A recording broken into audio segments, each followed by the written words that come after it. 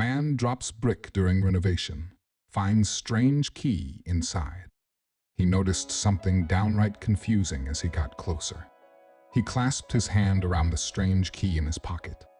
His eyes widened in shock. He had nothing to lose, so he put the key in the lock and turned it slowly.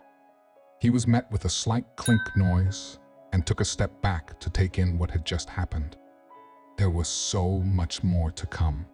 Renovator Ted Lewis spent the summer building a wine cellar for a client in Vancouver. He was transforming their basement into a beautiful wine repository when he stumbled upon something bizarre. Ted had been working in construction for years now, but no matter how much experience he had never encountered anything like this. Ted loved renovating basements, and there was nothing cooler than renovating an empty space into a wine cellar. The clients wanted the wine cellar to have an old-fashioned and rustic look. For this reason, Ted decided that he'd reuse old bricks. But this technique was about to give him much more than just the desired look. Ted ordered a delivery of local sandstone and reclaimed brick and began working his magic. It wasn't long before the cellar really started to take shape. In just the space of a couple of months, it was almost finished. Ted loved working with the old bricks, and he loved seeing how each brick had its own story, its very own building. It was once a part of, but he could never have imagined what was coming. Ted first noticed the strange partial stamp on one of the reclaimed bricks when he was preparing for another day of bricklaying. At first, he didn't think much of it, but then he looked closer and his head cocked sideways.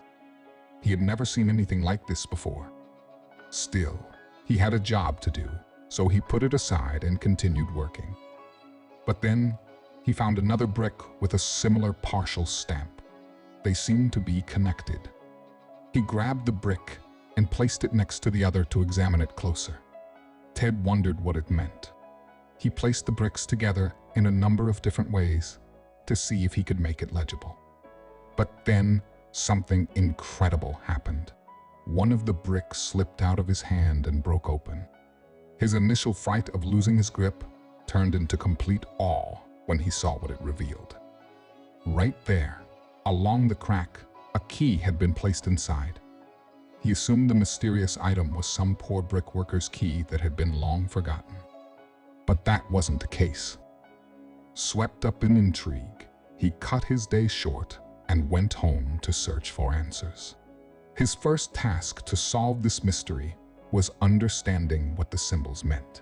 I did some research to find out where and when these bricks came from, Ted recalled. He discovered that an old brick company made the bricks in Vancouver, which shut down in 1938. But that's not all. Since the site of the old company was relatively close to him, he decided to drive there and confirm that his new piece of information was correct. When he arrived at the old factory building, it was in ruins. A beat-down fence ran along the factory grounds. He parked outside and walked up to the entrance. With the key in hand, he walked up to the door. It looked completely abandoned. But to his surprise, the door was unlocked, and he walked right through. He wasn't sure what he was looking for. Perhaps more bricks with strange stamps, or an old account book, so he could return the key to someone connected to the factory. But what he actually found was beyond his wildest imagination. It wasn't long before Ted stumbled into a decapitated red brick wall, the same as the bricks he used for the wine cellar. He strode towards it, hoping that he'd find a brick with the strange stamps on it. But as he got closer, he saw something completely bewildering. His hand clasped around the key in his pocket in disbelief. On the wall was a strange lock. It looked completely out of place. Ted took out the key from his pocket and looked at it with suspicion. With nothing to lose, he put the key in the lock and turned it. He heard a slight clink and stood in disbelief at what just happened. But the best was yet to come. He pushed the mysterious wall and it gave way.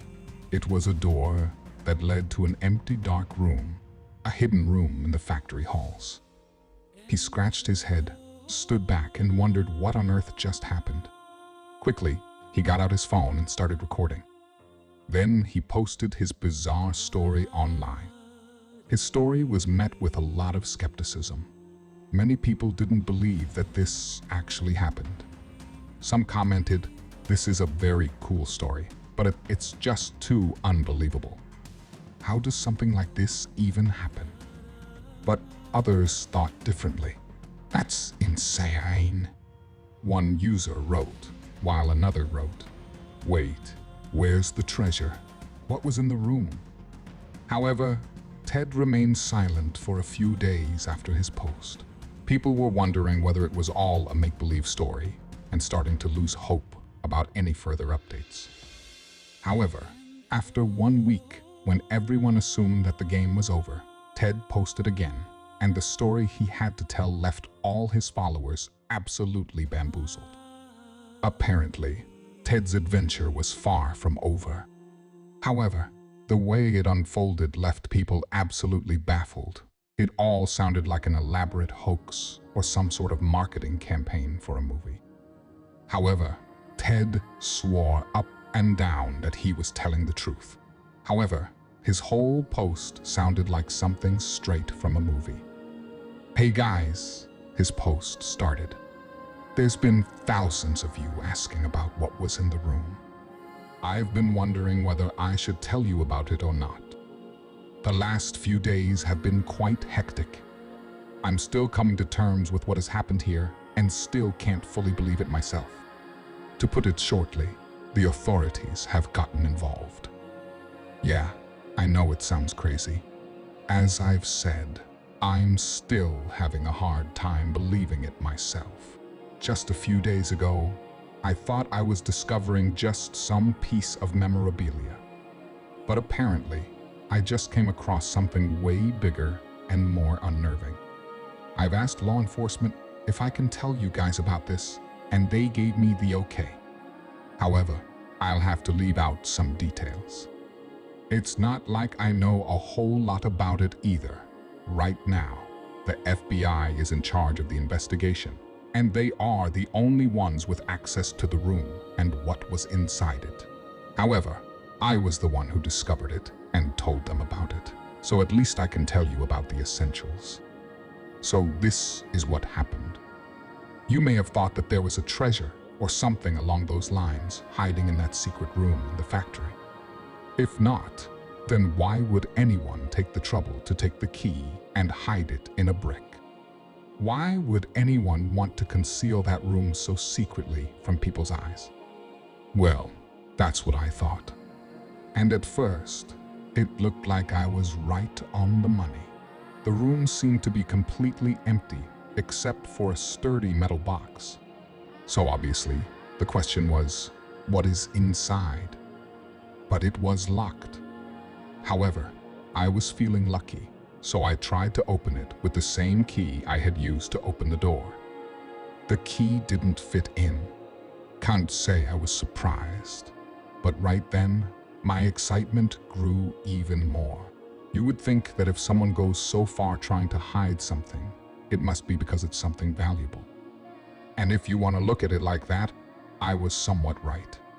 But not in the way I thought, not by a long shot. So I couldn't open the box with my key. So obviously, I started wondering, where could the key to this box be? I was really excited and had to sit down to ponder my options and where to start my search. And suddenly, as I stared at the walls of that completely empty room that no one had set their foot into in years, I noticed something. There was a brick in one of the walls with the same exact inscription as the one keeping the key that led me there. So obviously, one possibility crossed my mind. What if there was another key hiding inside that one? It may have been a crazy idea. After all, what were the odds? But I had a gut feeling that I was onto something. So I called a construction worker friend of mine and asked him if he could help me get that brick out of the wall without having to tear up the whole thing. I told him the whole story, and he was more than happy to participate. He arrived at the factory in about an hour.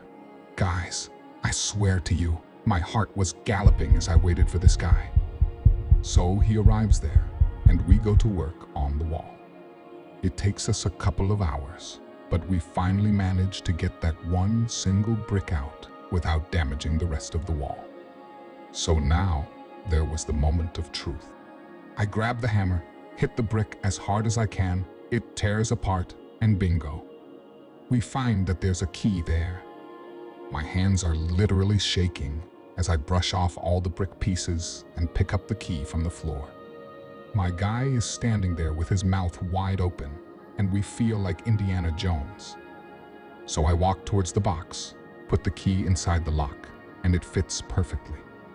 And now is when things get weird. I open the box, thinking I'm gonna find a treasure from the 1920s inside. But I find something very different. I find some videotapes, VHS. My buddy still has a VHS player in his house, so we rush over there and start playing one. And that's pretty much all I can tell you guys for now. We paused the videotape just 10 seconds in and immediately called the police. Believe me, guys, it wasn't something you would want to see. I'm still shocked by it myself, and I only saw a few seconds. I'm not authorized by the police to tell anything about what I saw. But believe me, it's not the type of thing that you would even want to know about. I wish I could forget it myself. So, yeah, right now, the FBI is investigating the issue, but it's gonna remain strictly confidential for the time being. I don't know if they'll release some more information to the public. I'm pretty much just as clueless as the rest of you guys. So whatever the case, all I can do for now is hope that the authorities' investigations come to fruition. In order to protect the privacy of those depicted, some names, locations, and identifying characteristics have been changed and are products of the author's imagination. Any resemblances to actual events, or places or persons, living or dead, are entirely coincidental.